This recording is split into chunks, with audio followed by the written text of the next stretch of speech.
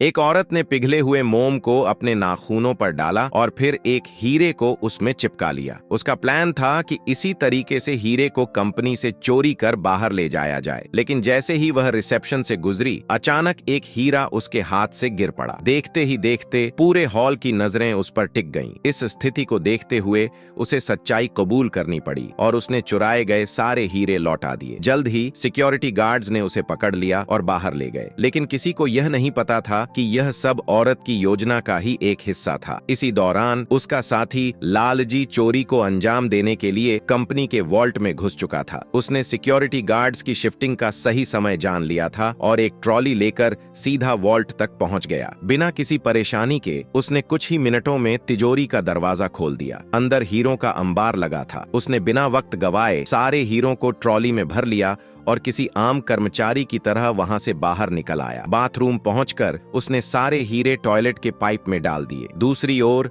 जब औरत को सिक्योरिटी गार्ड्स वॉल्ट के अंदर लेकर पहुंचे तो वह दंग रह गई। उसे अंदाजा नहीं था कि लालजी इतने बड़े पैमाने पर चोरी को अंजाम देगा। उसे यह भी समझ नहीं आया कि इतने सारे हीरों को बाहर कैसे निकाला गया। जैसे ही उसे मौका मिला, वह लालजी के पास पहुंची और उससे सवाल करने लगी। लेकिन लालजी ने कुछ नहीं कहा, बस इतना बोला, बस इंतजार कर, पैसा अपने आप पहुंच जाएगा। उधर हीरों के मालिक को एक फिरौती भरा खत मिला। खत में लिखा था कि अगर 10 घंटे के अंदर 1 अरब पाउंड नहीं दिए गए तो चोरी किए गए हीरों को वापस नहीं किया जाएगा। लेकिन हीरा कंपनी के मालिक किसी चोर के सामने झुकने वाले नहीं थे। उन्होंने फिरौती देने से मना कर दिया। पर न जाने कैसे यह खबर मीडिया तक पहुंच गई और जल्द ही कंपनी के बाहर पत्रकारों की भीड़ उमड़ पड़ी। यह नजारा देखकर मालिक को इतना झटका लगा कि वह बेहोश होकर गिर पड़े। इधर औरत जब बाथरूम में हाथ धो रही थी तो उसकी अंगूठी सिंक में गिर गई। इसी दौरान उसे लालजी की योजना का एहसास हुआ। हीरे को पाइप के जरिए बाहर निकाला गया था। वह तुरंत पाइप में घुस गई और आगे बढ़ते हुए एक जगह पहुंची जहां हीरों का ढेर लगा हुआ था। तभी लालजी वहां पिस्तौल लिए आ पहुंचा और सच बताते हुए बोला, ये सब मैंने पैसों के लिए नहीं किया बल्कि बदला लेने के लिए किया है। उसने बताया कि वह हीरा कंपनी की बीमा कंपनी से बदला लेना चाहता था। दरअसल